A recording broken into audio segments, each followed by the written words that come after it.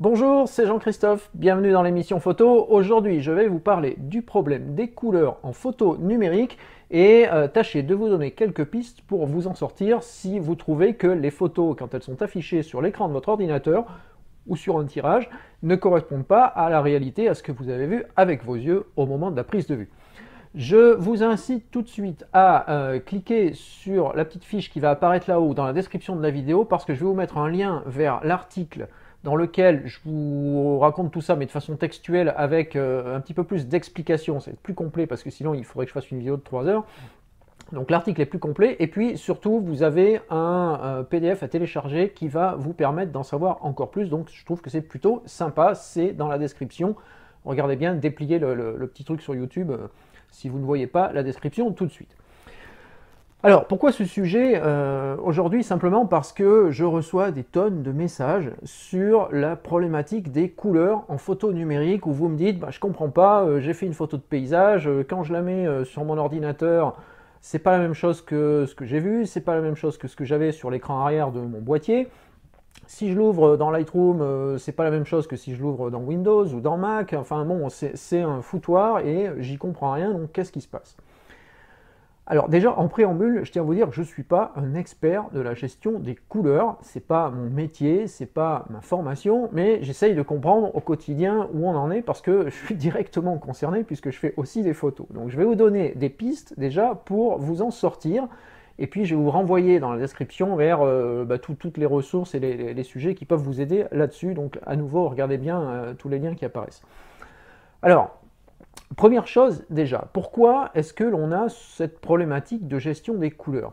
Tout simplement parce que chaque dispositif qui regarde une photo a sa propre perception des couleurs. Alors si c'est votre œil, si c'est vous plus exactement, c'est votre œil, c'est le capteur, c'est l'œil qui va voir un paysage, on va prendre l'exemple du paysage pour toute l'émission.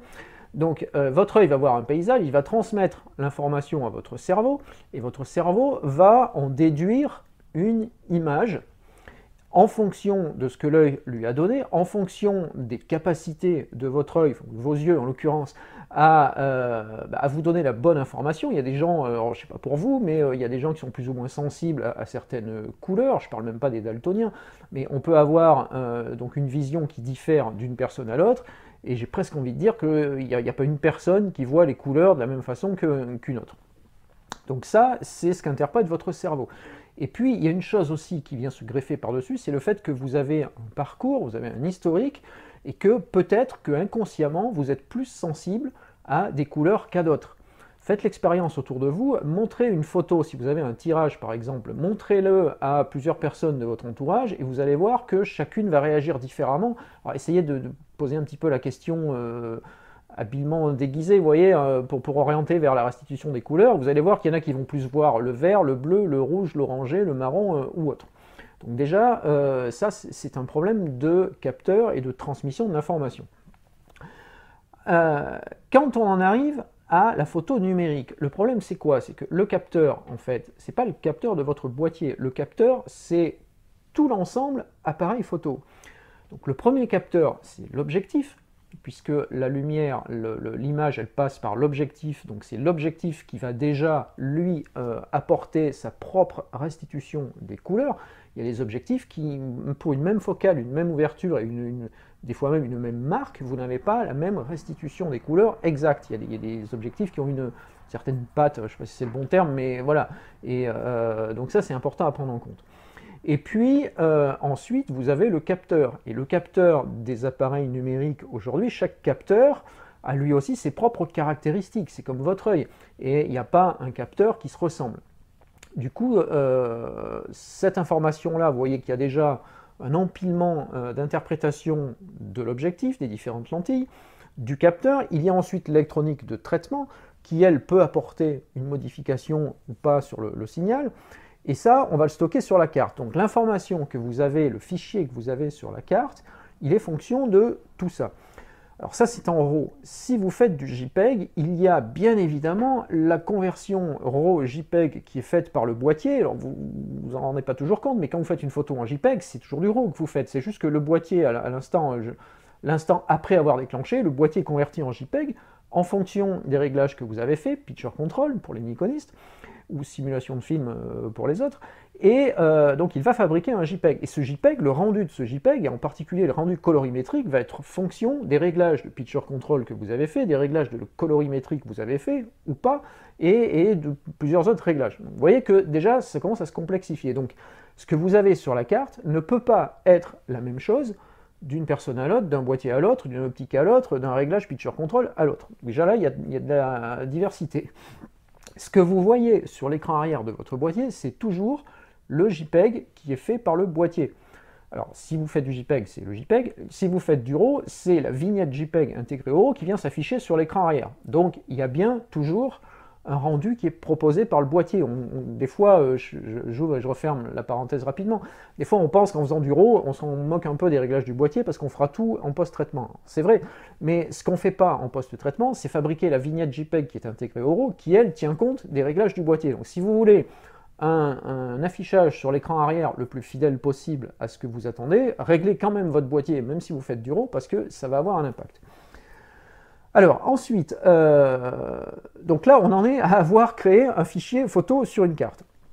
Et déjà on sent bien qu'il va y avoir une différence par rapport à ce que notre œil a vu. Ensuite, on va coller ce fichier sur l'ordinateur, enfin, ou une tablette, ou peu importe, un dispositif informatique de restitution.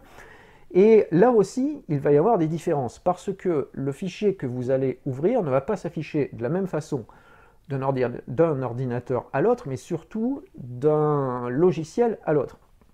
Alors déjà, il y a les deux grands domaines, Windows et Mac. Donc chacun a sa façon de gérer les couleurs au niveau système d'exploitation. Donc déjà, vous allez avoir des différences. Faites le test si vous le pouvez. Si vous avez deux ordi, un PC d'un côté, un Mac de l'autre, vous prenez la carte, vous ouvrez la même photo. Déjà, dans l'explorateur de base sur Windows et puis dans le Finder sur Mac, déjà, vous n'allez pas avoir le même rendu colorimétrique. Ensuite, le logiciel que vous allez utiliser pour ouvrir la photo va lui aussi apporter sa particularité.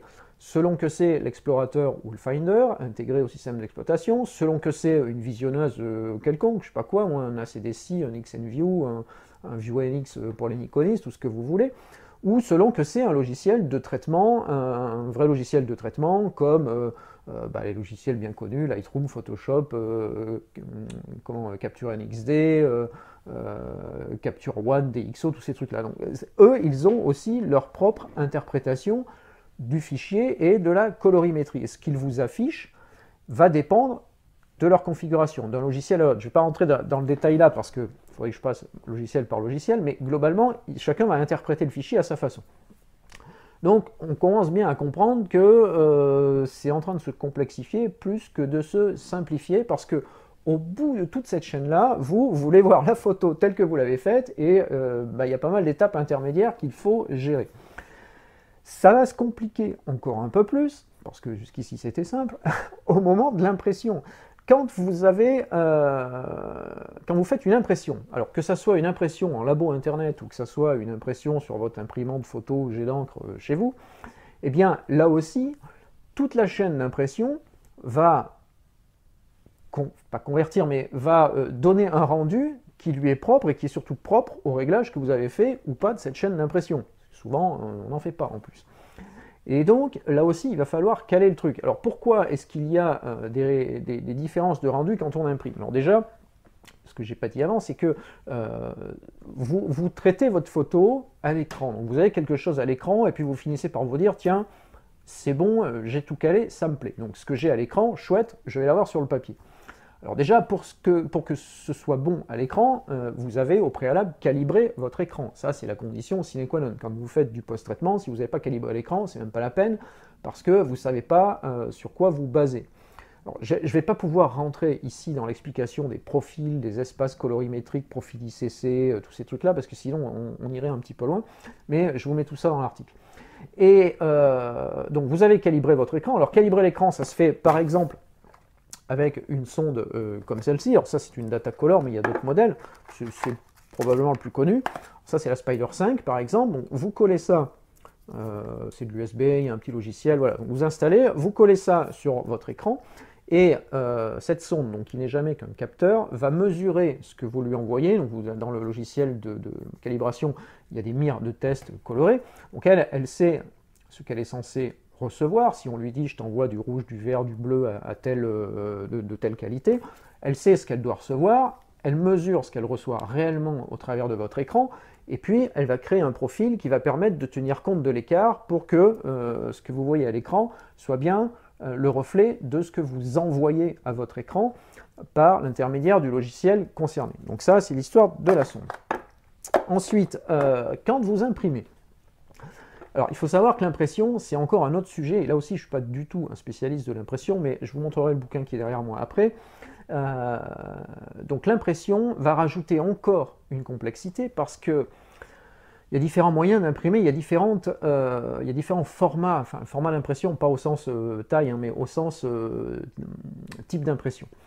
Alors, il faut savoir que par exemple, si vous imprimez en offset, les bouquins qui sont imprimés en offset, c'est du CMJN soustractif. CMJN, c'est cyan, magenta, jaune, noir. Donc on est sur 4 couleurs, et les imprimantes offset fonctionnent de cette façon-là. Mais vous n'imprimez pas vos photos sur un offset, vous imprimez sur, la plupart du temps, une imprimante jet d'encre photo.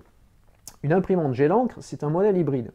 C'est-à-dire qu'elle fonctionne en RVB. RVB, c'est pour rouge, vert, bleu. Alors souvent, vous voyez marqué RGB également, c'est Red, Green, Blue, parce qu'en anglais, rouge, vert, bleu. C'est pareil, hein, RGB, RVB, c'est la même chose. Donc votre imprimante, elle fonctionne en RVB, parce que ça correspond à la chaîne de traitement sur votre ordinateur, parce que votre boîtier, lui, il fonctionne en RVB aussi, donc c'est plus simple. Seulement, votre logiciel d'impression, quand il va envoyer le fichier au spooler d'impression, le spooler c'est le logiciel dans lequel, alors c'est le pilote d'impression, mais le pilote d'impression c'est un peu le tableau de bord, c'est-à-dire vous réglez dans le pilote les caractéristiques de votre impression, de votre imprimante, et le spooler c'est un peu le déversoir, c'est le tampon dans lequel on dit tiens, voilà des données à imprimer, imprime-moi ça en fonction des réglages du pilote. Quand l'imprimante va faire ça, elle dialogue avec le pilote en CMJN. Et pourquoi en CMJN? Parce que l'impression fonctionne comme ça, tout bêtement. Et puis, il y a aussi une caractéristique propre aux imprimantes photo, c'est qu'elles ne fonctionnent pas comme l'offset sur 4 couleurs, elles ne fonctionnent pas comme le RVB sur 3 couleurs, mais vous savez que votre imprimante, si vous en avez une, elle a un plus grand nombre de cartouches. Il y a des imprimantes aujourd'hui à 3, 4, 5, alors je ne suis plus dans le détail, mais enfin je crois que ça va jusqu'à 11 cartouches d'encre différentes aujourd'hui. Donc si vous avez, imaginez que vous ayez envoyé un signal en RVB en disant voilà ma photo tu vas l'imprimer en mettant plus ou moins de rouge, plus ou moins de vert, plus ou moins de bleu. Comment vous faites quand vous avez 11 cartouches? L'imprimante, elle va dire, attends, t'es gentil, mais moi j'ai 11 cartouches, tu me dis de travailler sur 3, je fais quoi les 8 autres? Donc il faut bien que le pilote convertisse l'information en fonction du nombre de cartouches qu'il a à sa disposition dans la bécane. Donc vous voyez que, voilà, déjà là, il y a aussi pas mal de complexité. Alors sachez que le pendant de la sonde de calibration pour les imprimantes, c'est par exemple ceci, parce que en fait une imprimante se calibre de la même façon qu'un écran. C'est-à-dire si vous n'avez pas calibré votre imprimante, vous allez avoir n'importe quoi. Alors il y a des outils, alors ça c'est aussi le Datacolor, bon, ça tombe comme ça parce que je l'ai, je ne vais pas déballer parce qu'en fait il n'y a pas grand chose à voir, je vais vous le mettre comme ça. Vous voyez que c'est un espèce de, c'est un peu comme un scanner en fait, mais il y a une petite sonde ici qui permet, alors enfin le principe c'est très simple, c'est que vous imprimez avec votre imprimante, vous imprimez une mire avec des carrés colorés. Vous passez ça dans cet appareil-là, et ça fait un peu la même chose que sur l'écran, sauf que c'est un tirage, et l'appareil va mesurer l'écart entre ce qu'il est censé voir et ce qu'il voit réellement, et va créer un profil d'impression pour votre imprimante. Sachez que quand vous faites ça, vous n'êtes encore pas sorti de l'auberge, parce que autant pour l'écran, on dit ok, j'ai calibré mon écran, basta, c'est bon. L'imprimante, ça ne s'arrête pas là. Vous allez tenir compte de l'imprimante, mais vous allez tenir compte aussi du papier, c'est-à-dire que vous faites un profil pour un couple imprimante-papier.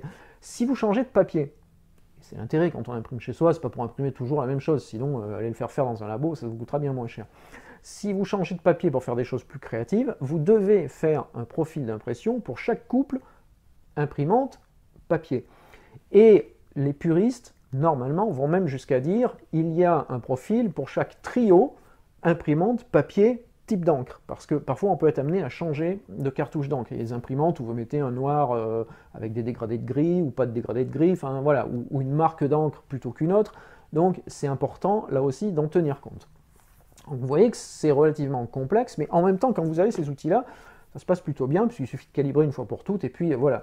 Je vous conseille, sincèrement, si vous ne l'avez pas fait, je vous conseille de passer par des outils comme ça, ou alors l'autre solution, c'est de faire des profils d'impression, ça marche très bien, il y a quelques spécialistes en France, par exemple, qui vous proposent de leur envoyer des tirages tests, alors ils vous donnent la façon de les faire, et puis ils vous renvoient le profil qui correspond. Ça vous évite d'acheter tout ça, de le faire vous-même si vous ne voyez pas trop comment ça marche. Et pour quelques dizaines d'euros maximum, vous avez les profils d'impression qui correspondent à votre équipement à vous. Alors, ça paraît toujours cher de se dire, ouais, mais il faut encore que je claque 40 ou 50 ou, je sais pas, peut-être 100 euros, je suis pas sûr que ça coûte aussi cher, mais bon, 50, 60 euros peut-être dans des profils, c'est encore ça à dépenser. Mais calculez bien ce que ça va vous coûter en papier et surtout en encre si vous foirez tous vos tirages ou si vous faites 10 ou 15 tirages pour calibrer votre système. Je ne suis pas certain que ça vous coûte moins cher au prix de l'encre. Vous savez que l'encre, en impression chez l'encre, ça coûte plus cher que l'or, au litre, c'est terrible. Donc voilà, calculez bien tout ça quand même si vous voulez faire des beaux tirages.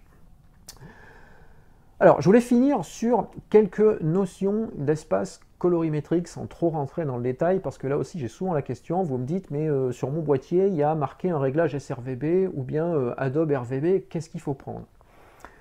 Alors, pour aller répondre assez rapidement à cette question-là, vous avez deux espaces colorimétriques. Quand on parle de ça, on parle d'espace colorimétrique. Pour faire très simple, pour vulgariser, j'ai conscience que c'est un peu vulgarisé, mais on va le tenter comme ça. L'espace colorimétrique, pour l'appareil, en l'occurrence ici votre appareil photo, c'est l'espace de couleurs que vous autorisez à votre appareil photo pour qu'il puisse mémoriser les couleurs qui viennent du capteur. Alors, c'est pas simple à expliquer comme ça, mais je vais tenter une comparaison. C'est que plus vous donnez un espace large à votre appareil, plus il va avoir la possibilité de vous renseigner un certain nombre de couleurs. Alors, c'est pas un cercle, c'est pas un carré, c'est pas un rectangle, ça se représente souvent par des formes un peu alambiquées parce que chaque appareil photo restitue les couleurs différemment selon la longueur d'onde, selon la couleur. C'est-à-dire qu'il ne va pas restituer les rouges de la même façon que les bleus, que les verts et ainsi de suite. Donc, on a une espèce de forme un peu bizarroïde. Et donc, selon la largeur de l'espace colorimétrique que vous réglez sur le boîtier, eh bien, vous allez pouvoir récupérer plus ou moins de couleurs. C'est un peu comme si je vous disais, vous allez prendre votre plus belle plume et puis m'écrire un livre sur le sujet qui vous intéresse. Et puis, je vais vous dire la première fois, ben voilà, pour écrire ton bouquin, je te donne 500 pages, vas-y, tu mets tout ce qui est important pour toi dans les 500 pages. Et puis, je peux aussi vous dire, pour écrire le même bouquin, je te donne 50 pages, parce que moi, j'ai les contraintes d'impression derrière et que je ne veux pas un bouquin de 500 pages, je veux un bouquin de 50 pages. En 50 pages, forcément, vous allez faire des coupes. C'est-à-dire que vous n'allez pas pouvoir mettre la même chose dans 50 pages, sur le même sujet, que ce que vous allez mettre dans 500 pages. Donc du coup, je vous donne un espace différent, qui est plus restreint, quand je vous dis 50 pages livre de poche, par exemple, ou si je vous dis 500 pages, gros bouquin broché, on se lâche, on y va. Donc vous voyez, l'idée, c'est que vous avez le même message à transmettre, mais vous n'avez pas le même espace pour jouer. Et en couleur, c'est exactement la même chose. Quand vous êtes dans l'espace Adobe RGB, qui est des deux donc, que vous pouvez choisir sur l'appareil, qui est le plus large, eh bien, l'appareil photo peut restituer plus de couleurs. Il y a plus de nuances de couleurs dans le fichier. Quand vous êtes dans l'espace sRVB, il y a moins de couleurs possibles, donc un peu moins de richesse. Alors, comment on choisit lequel? Chaque fois que vous faites des choses simple, simple c'est un peu restrictif, mais chaque fois que vous faites des choses plus en automatique, de la photo en JPEG, que vous voulez publier sur le web, que vous faites des tirages internet, voilà, toutes ces choses relativement simples, vous pouvez fonctionner en sRVB, ça suffit largement. De toute façon, sur le web, c'est du sRVB parce qu'on n'est pas capable de passer plus, sauf quelques moniteurs photo très particuliers et voilà, quelques systèmes de restitution, mais la majeure partie du web, c'est du sRVB. Par contre, si vous voulez faire du RAW, que derrière vous faites du post-traitement dans Lightroom ou les autres, que vous imprimez sur votre imprimante jet d'encre ou que vous allez dans un labo pro, faites de l'Adobe RVB parce que là, vous aurez beaucoup plus de richesse dans le fichier. Donc, vous voyez un petit peu comment vous y prendre. Ça ne veut pas dire qu'il faut prendre toujours l'un ou toujours l'autre, mais il faut choisir un peu en fonction du besoin que vous avez. Quand vous faites du RAW, mettez-vous en Adobe RVB, moi c'est ce que je fais, et franchement, là vous n'avez pas à réfléchir. De toute façon, vous pouvez toujours passer d'Adobe RVB à sRVB, alors que l'inverse n'est pas vrai, puisqu'on ne peut pas élargir un espace s'il manque des couleurs à la base dans le fichier. Donc voilà ce que je voulais vous dire pour aujourd'hui. Alors j'espère que ça a commencé à répondre à quelques questions. Je me doute que ça va en soulever plein derrière. Je n'ai pas nécessairement la réponse à tout, parce qu'une fois de plus, je ne suis pas l'expert international du sujet. Mais je vous recommande, si ça vous intéresse, la partie impression. Vous avez ce bouquin-là qui a 2 ou 3 ans, je crois, mais qui reste d'actualité, qui s'appelle « Imprimer ses photographies ». Alors, orienté Lightroom et Photoshop, mais tous les principes de base de l'impression sont là. C'est traduit et adapté par Volker Gilbert, qui est aussi un de... Je vous en parle, je vous en ai parlé récemment de Volker, donc qui est un des spécialistes, lui, français du sujet. Il y en a d'autres, il y a Arnaud Thierry, par exemple. Il y a ces gens-là qui sont assez calés là-dessus. Donc ça, je vous mets la couverture à nouveau. Je vous mets la description, le lien dans la vidéo. Il y a un autre bouquin aussi, que j'ai pas avec moi là, mais il faudra que je vous le retrouve, qui s'appelle, alors c'est quelque chose comme la gestion des couleurs, je crois. C'est écrit par un monsieur qui s'appelle Jean Delmas, qui est the expert français sur toute cette histoire de colorimétrie. Alors là, c'est la Bible, hein, c'est les gros bouquins, vous savez, les 400-500 pages. Hein. C'est la référence en langue française. Donc ça, ben, pareil, je vais vous mettre les liens dans la vidéo, puis j'essaierai de vous le retrouver pour le prochain coup. Voilà, donc pour aller plus loin, je vous invite à découvrir tout ce que je vous mets dans la description. N'oubliez pas de vous abonner à la chaîne YouTube, c'est obligatoire, vous cliquez là, comme ça vous serez notifié des prochaines vidéos. La page Facebook, c'est là-haut. Et puis surtout, donc, ma liste de contacts perso qui me permet de correspondre, d'échanger avec vous plus directement, de façon un petit peu plus intime. Et je vous envoie régulièrement toutes les infos, les bonnes infos à ne pas manquer. Merci de m'avoir suivi jusqu'ici, à demain!